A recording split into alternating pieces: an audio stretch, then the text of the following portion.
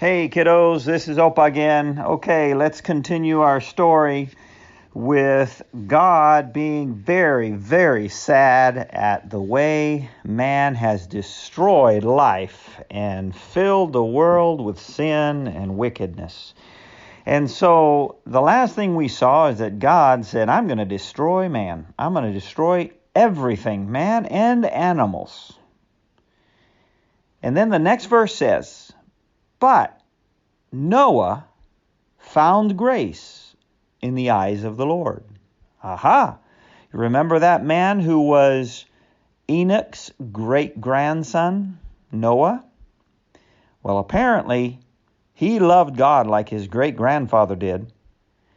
And God saw Noah, and he saw his heart, and he said, hey, there's one. In all of these wicked people, there is one who still loves me and honors me and obeys me. And so now the Bible starts to look at this person, this man, Noah. Next verse says, this is the genealogy or the family of Noah. Noah was a just man and perfect in his generations or in his way of living and in his family. Perfect in that he was good and blameless. And it says Noah walked with God. Oh, now wait a minute. We've heard of somebody else who walked with God, right? Yeah, remember Enoch? He walked with God and he walked right into heaven. So Noah is following the example of his great-great-grandfather. And that's good if your great-great-grandfather is good. So we should follow the examples of those who walk with God always. And then it says, and Noah begot or had 3 sons, Shem, Ham, and Japheth. That's a funny name, that Ham. I thought we ate ham. Well, that's what his name was, and I don't think they called ham what we call it today. So he had 3 boys, Shem, Ham, and Japheth. And then it says, and it returns again to the situation in that day, and it says, the earth also was corrupt before God. Corrupt means filthy, dirty, full of sin. And the earth was filled with violence. So wherever sin is, there's violence. And even when children are sinful, violence is like hitting, screaming, throwing a tantrum, hitting things or hitting people, that's what violence is. And the earth was full of it because people hated one another. Everybody was trying to live for himself. Everybody was trying to get the best thing for himself and away with everyone else. And that's what happens when sin is in control and in charge of a family or a people or a city or a country.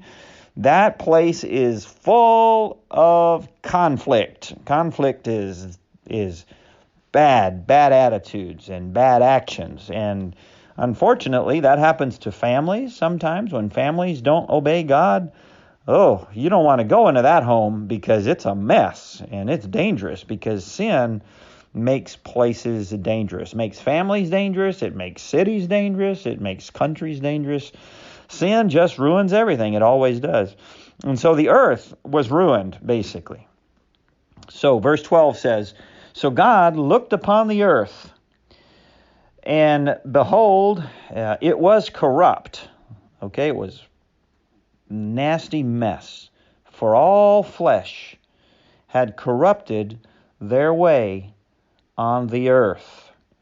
And so God is repeating himself and saying it one way and another way and another way because he wants it to be clear. The earth was a horrible place to live. And just one man and his family, his sons, he had 3 sons, remember? Noah and his 3 sons, that family was still good and still loved God. How important it is that we make sure our families are always godly. And you need to thank God. If you have a mommy and daddy who love God and who pray and who thank God and go to church and take you to church, then you say, Lord, thank you for giving me a family that where we love you. That's a huge, wonderful gift from God to you. Okay? Love you. Goodbye.